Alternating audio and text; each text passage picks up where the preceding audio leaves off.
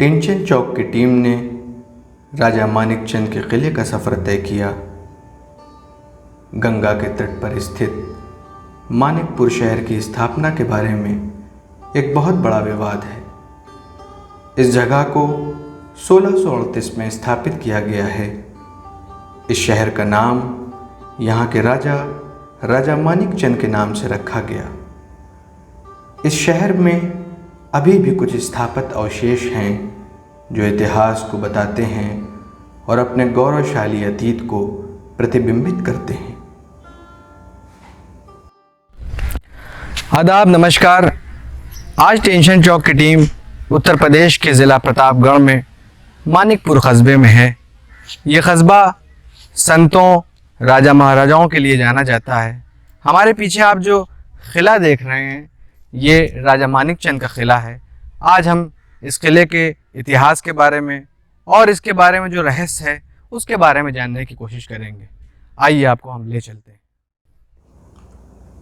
सन 1191 के पूर्व जब राजा जयचंद ने प्रतापगढ़ के मानिकपुर में गंगा नदी के दक्षिणी तट पर कड़ा नामक स्थान पर एक किला निर्मित कराया था, तो उसी समय राजा जयचंद के सौतेले भाई राजा मानिकचंद ने गंगा के उत्तरी तट पर एक किला निर्मित कराया और उसे अपने राज्य की राजधानी घोषित कर दिया था। इतिहास के पन्ने इस किले की कई सुनहरी यादों को संजोए हुए हैं। मानिकपुर की सरजमीन राजपूतों से लेकर सुल्तानों तक और सुल्तानों से लेकर मुग़लों तक के इतिहास की गवाह बनी। मानिकपुर का 800 साल पुराना इतिहास पृथ्वीराज चौहान, मानिकचंद, अलाउद्दीन खिलजी, जलालुद्दीन खिलजी, बलबान, अकबर और औरंगज़ेब आदि राजाओं और बादशाहों के इर्द गिर्द घूमता है। कहा जाता है कि मुग़ल बादशाह अकबर के आगमन से मानिकपुर किले में रौनक लौट आई थी। इसी किले में औरंगज़ेब भी 1658 से 1707 के मध्य अवध क्षेत्र का भ्रमण करते हुए ईद का चांद देखने मानिकपुर आए और फिर यहीं ईद भी मनाई। इतिहासकारों का मानना है कि ईद का चांद देखने के बाद बादशाह औरंगज़ेब को सुबह की नमाज अदा करनी थी, जिसके लिए मानिकपुर किले से सटे शहाबुद्दीनाबाद गांव में सेना के जवानों ने रातों रात एक मस्जिद तैयार की, जिसका नाम एक शबे मस्जिद पड़ा। इस किले की ऊंचाई ज़मीन से लगभग 40 मीटर है। कहा जाता है कि एक फ़कीर की बद्दुआ से यह किला रातों रात पलट गया था। आज हम लोग मानिकपुर जहाँ पे बहुत सारे राजा बादशाह यहीं पे रहे, जो भारत की एक दिन के लिए राजधानी भी हो चुका है। जिस किले पे आज हम लोग खड़े हैं वो मानिकचंद ने बनवाया था, जो कि 800 साल पुराना किला है। मानिकचंद ये पृथ्वीराज चौहान के परिवार के थे। ये मानिकचंद का है। ठीक उस जगह पे एक जगह है जिसका नाम कड़ा है, वो है जयचंद्र का। जयचंद ने कड़ा बनवाया था, मानिकचंद ने ये किला बनवाया था। दोनों भाइयों में आपसी बहुत सारी लड़ाइयाँ रही हैं। जयचंद्र जो एक गद्दार थे, जिन्होंने पृथ्वीराज चौहान के साथ गद्दारी की थी, वो उसी किले में रहते थे। उनका स्वभाव बहुत अड़ियल था। कहा यह भी जाता है कि एक बार जयचंद की लड़की अपने पापा से प्रताड़ित होकर इस किले में आई थी राजा मानिकचंद के पास, और पृथ्वीराज चौहान की बीवी भी यहीं रुकती थी। पर अफसोस ये किला देखिए, 1,56,00,000 रुपए इस किले पे लगाए गए थे, पर उसका कोई भी आउटकम नहीं है। मुझे तो वो कहीं नहीं नज़र आ रहे हैं। और यूं ही नहीं कि इसका तात्पर्य उसी समय से औरंगज़ेब जो मुग़ल बादशाह था, जिसने पूरे भारत में राज किया था, जिसके समय भारत की जीडीपी दुनिया में सबसे अच्छी थी। जहाँ पे मैं इस वक्त खड़ा हूँ वहीं पे औरंगज़ेब ने चांद देखा था ईद का, और कहा यह भी जाता है कि रातों रात उसने जो है अपने सेनानियों से कह के एक मस्जिद तैयार कर दी। यहाँ का इतिहास बहुत गौरवशाली रहा है, इसी के लिए मैं आपको एक दो लोगों से भी मिलवाना चाहता हूँ। किले के नीचे बहती हुई गंगा मानिकपुर के सुनहरे इतिहास की गवाह बनी है। मानिकपुर के इतिहास को लिखने में इतिहासकारों ने बहुत कंजूसी से काम लिया है। किले के ऊपर लगभग 100 साल पुराना सत्यसाई आश्रम भी स्थित है। कहा यह जाता है कि आश्रम के बगल में एक सुरंग थी जो राजा जयचंद के किले में निकलती थी। टेंशन चौक की टीम ने यहाँ के स्थानीय लोगों से इस किले के इतिहास और रहस्य के बारे में जानने की कोशिश भी की। किले के निकट रहने वाले पंकज मिश्रा ने हमें इस किले से जुड़ी कई महत्वपूर्ण बातें भी बताईं। तो इतिहास यहाँ का पुराना रहा है और आपकी जो रिसर्च है इसके बारे में कुछ जो सुना बुज़ुर्गों से, तो आप भी कुछ बताइए यहाँ के इतिहास के बारे में।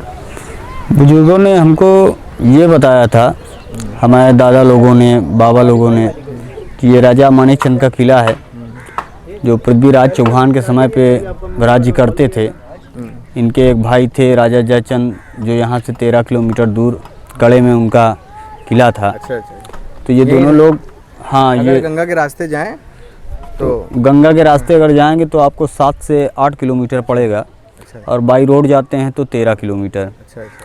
जयचंद का किला, जयचंद का किला ये सामने पड़ता है। जयचंद का किला, कैसी दिख रही है? वो कोठी नियाज हसन जी की है, जो यहाँ पे मानिकपुर में मंत्री भी रह चुके हैं। अच्छा। हाँ, मंसूर हसन जी फैमिली के हैं, जो हार्ट के बहुत ही अच्छे डॉक्टर हैं, स्पेशलिस्ट हैं, बहुत अच्छे आदमी हैं। तो हाँ, ये उन्हीं की फैमिली का है। इन लोगों ने मानिकपुर के लिए बहुत कुछ किया है। अच्छा। ये किला करीब 40 मीटर ऊपर है, ज़मीन से 40 मीटर का फासला इस किले का, और बहती गंगा जा रही है और ठीक उस पार जयचंद का। तो कभी आपका जयचंद के किले पे जाना हुआ है? हाँ, जयचंद के किले पे जाना हुआ है हमारा। जयचंद के किले का भी विकास इसी तरीके है इस टाइम का। वहाँ पे कुछ बना नहीं है, यहाँ पे तो साई मत वालों का इस टाइम अधिकार है। ये लोग अपना बनवा रहे हैं, काम वगैरह करा रहे हैं, लोगों का आना जाना इनके वजह से ठहराव हो रहा है, लोग आ जा रहे हैं। लेकिन राजा जयचंद के किले में कोई भी व्यवस्था नहीं है, वो पुराना जैसे छोड़ा गया था वैसे ही पड़ा हुआ है, क्षतिग्रस्त अवस्था में। वहाँ पे कोई ना रुकने का ना बैठने का, एक तरफ से पूरा जो भी ढांचा था वो ढह चुका है। आप लोग स्थानीय निवासी हैं, कि आप लोग ने कभी ये मांग नहीं करी कि ये किले की मरम्मत होनी चाहिए, इसमें जो पैसा लग रहा है वो कहाँ लग रहा है? कभी आपने इन सब चीज़ों की मांग नहीं करी? नहीं, हम लोग तो देखिए, जो स्थानीय व्यक्ति होता है वो सोचता है कि यहाँ विकास हो, क्योंकि विकास से उसका ही फ़ायदा है, नुकसान नहीं है। लेकिन कुछ तत्व ऐसे होते हैं जिनको ये डर होता है कि सरकारी पैसा अगर लगेगा तो हमारे अधिकार जो है सीमित हो जाएंगे। तो इस डर की वजह से वो लोग नहीं लगने देना चाहते। तो इसी मारे ये जो विकास है यहाँ का रुका हुआ है, यही कारण है। तो इस किले के बारे में और भी कुछ जानकारी अगर आप बता सकें, मध्यकालीन इतिहास है ये, इसके बारे में वही है कि जो हमारे बाबाओं दादाओं ने बताया है कि किला राजा मानिकचंद ने जो दूसरे सामंत राजाओं की तरीके राज्य करते थे, तो उन्होंने जैसे छोड़ा था ये वैसे ही छूटा पड़ा है अपने स्थिति में। नहीं, इस किले पे कई युद्ध भी हुए। हाँ, युद्ध हुए हैं, लेकिन उस युद्ध के बारे में हमने सर्च भी किया है। अच्छा। कहीं कोई अधिक जानकारी हमको प्राप्त ऐतिहासिक प्रमाण बहुत कम मिलता है, बहुत कम मिलते हैं, और लिखने वालों ने बहुत कम लिखा हाँ, है और इस किले के बारे में। जिनके पास है भी वो शो नहीं करना चाहते इसको। मसला एक सबसे हाँ। बड़ा इस किले का ये है कि ये किला जो है 800 साल पुराना है। 800 साल पुराना है। यहाँ पे आपको अकबर का मिल जाएगा, औरंगजेब का मिल जाएगा, उससे पहले अगर अलाउद्दीन खिलजी का भी है, तो आपको सुल्तानों का भी मिल जाएगा, खिलजी वंश। पर 800 साल पहले का आपको नहीं मिलेगा। उसकी सबसे बड़ी वजह ये है कि उस समय जो है ट्रैवलर्स जो भारत में आते थे, लिखते थे, वो बहुत कम थे। बस यही वजह है। ट्रैवलर थे, लेकिन राजाओं में क्या कहा जाता था कि जो जिनका जितना बड़ा काम होता था, वर्चस्व होता था, उसी हिसाब से जो उनके मंत्रीगण होते थे या लेखक हुआ करते थे, तो वो उनका इतिहास जो है लिखते थे। लेकिन अगर किसी का कार्य जो है उस क्षेत्र से सीमित है, बहुत सीमित है, तो उसके बारे में किसी को जिज्ञासा नहीं होती थी कि इसके बारे में आगे चलकर भविष्य में लोगों को जानना चाहिए। जिस तरीके से पृथ्वीराज चौहान का कार्य था, उनको लगा कि हाँ, इनके बारे में जो है लोगों को जानना चाहिए भविष्य में। पृथ्वीराज चौहान भी यहाँ आए हैं। हाँ, पृथ्वीराज चौहान भी आया जाया करते थे। वो बड़े राजा थे भाई, उनके क्षेत्र में था जो है। हाँ, तो जयचंद का और उनका जो है विवाद था जो है, संयोगिता को लेकर के। तो यही सब मसला था इन लोगों के तो आपसी ये कौन लड़ाई सी का। वजह है कि जयचंद्र फेमस है, मानिक चंद नहीं है? हाँ, तो ये जो है, ये पहला जिसे राजा अंभी का समय था, तो अंभी ने जो कार्य किया था वही कार्य जो है जयचंद ने किया पृथ्वीराज चौहान के साथ। तो ये इसी कारण से भाई पृथ्वीराज चौहान बड़े थे, बड़े राजाओं में शुमार थे। हाँ, उस टाइम तो उनसे उनको जो है लेकर के, जयचंद को लेकर के, इसी कारण से वो फेमस हैं जो है। अब मानिक चंद का भी अगर शायद जयचंद की जैसा हाथ होता उनको, उनकी पराजय के कारण में, तो शायद ये भी फेमस हुए होते। हम कल के भी गद्दार का विरोध करते हैं और आज भी बहुत सारे गद्दार हैं जो वीर बने बैठे हैं। गद्दार वीर नहीं बनते हैं, कायर बनते हैं इतिहास में, और भविष्य में भी कायर बनते हैं। गद्दारी जो है इंसानों की सोच में होती है। चलिए, बहुत बहुत धन्यवाद, आपने इतनी सारी जानकारी हम लोग को दी। बहुत मदद करी जी है। जी। बहुत बहुत धन्यवाद। किले के नीचे लगभग 800 साल पुराना मंदिर भी स्थित है, जिसको राजा मानिकचंद के मंत्री राजा डोलम सिंह ने बनवाया था। इसी मंदिर के पुजारी आचार्य रामचंद्र मिश्र जी से इस किले के बारे में हमारी कुछ बातें भी हुई। हमारे साथ यहाँ के लोकल निवासी आचार्य रामचंद्र मिश्र जी हैं, जो इस किले के बारे में कुछ आपको बताएंगे। तो आचार्य जी, कुछ आप इसके बारे में बता सकते हैं? ये राजा मानिकचंद का किला है। जयचंद के ये भाई थे। जयचंद काले में राज्य में राज कर रहे थे। राजा मानिकचंद मानिकपुर में थे। अच्छा। पुराने लोगों का कहना है कि पहले तो किसी महात्मा का श्राप इनको लगा, जो कि अच्छे पीर थे यहाँ के। नाम तो मुझे नहीं मालूम। तो जब यहाँ राज का कार्यभार संभाला इन्होंने, तो महात्मा ने इनको अपने शिष्यों द्वारा बुलवाया। इन्होंने कहा, हम महात्मा के यहाँ नहीं जाते हैं, उन खुद चल के आए मेरे यहाँ। जब महात्मा जी आए इनके यहाँ, इन्होंने बैठने का जो आसन दिया उसको उल्टा करके रख दिया। तो महात्मा को नाराजगी हुई। उन्होंने श्राप दिया कि जा राजा, तेरे किले को हुई मैं उल्टा कर दूंगा। तो बताते हैं कि किला पलट गया उनके श्राप से, बददुआ से श्राप से खिलाफ पलट गया।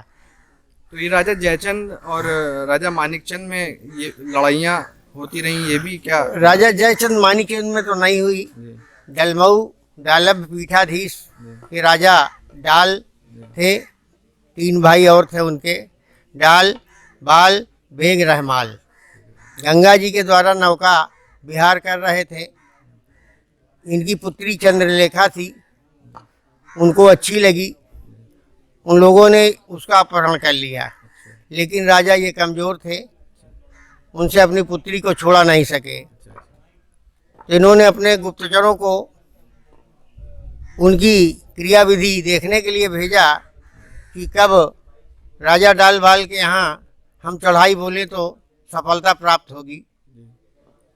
तो गुप्तचरों ने बताया कि होली के दिन राजा की पूरी सेना सुप्तावस्था में रहती है, राजकाज का सब कार्य क्रम अवकाश पे रहता है।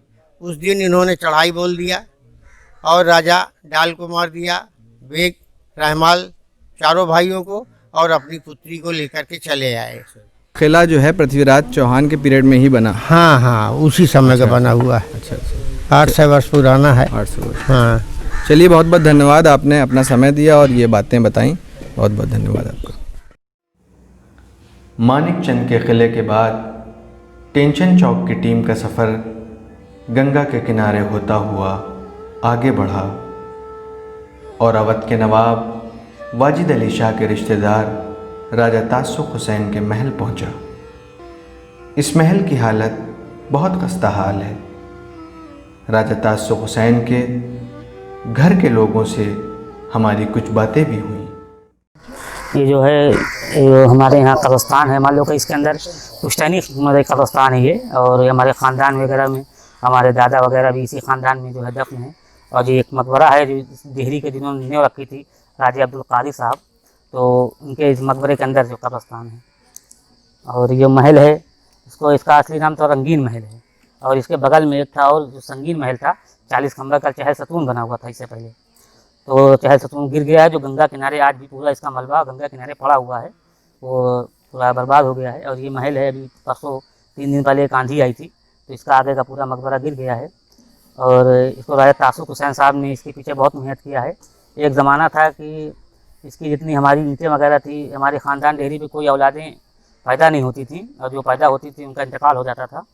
तो फिर हमारे यहाँ के राजकुमारी रत्ना सिंह हैं, उनके बाबा थे राजा दिनेश सिंह, तो उनसे एक मुआहदा हुआ था। तो जब डेहरी पे कोई आदमी जीता नहीं था तो हमारी तकरीबन पूरी रियासत जो भी उस ज़माने की रियासत थी पूरी राजा दिनेश सिंह को दे दिए थे। लेकिन फिर एक वक्त जब हमारे दादा राजा तासुफ हुसैन साहब इस डेहरी में वो बच गए एक ऐसी नस्ल, लेकिन उस वक्त बहुत देर हो चुकी थी। उस वक्त हमारे सारे तकरीबन 52 गाँव थे, ज़िले थे, बहुत ज़्यादा हमारे लोग ज़मीन जा रहे, लेकिन वो सब जा चुका था, तो बहुत कम ही रियासत बची थी। तो उनके बाद से जो आज तक है उनके डेहरी से हम उनके जो है पोते हैं। तासुफ हुसैन साहब के वालिद साहब के थे मुश्ताक हुसैन थे, मुश्ताक हुसैन के लड़के एजाज हुसैन है, एजाज हुसैन लड़के हम हैं सैयद आसिम एजाज हुसैन।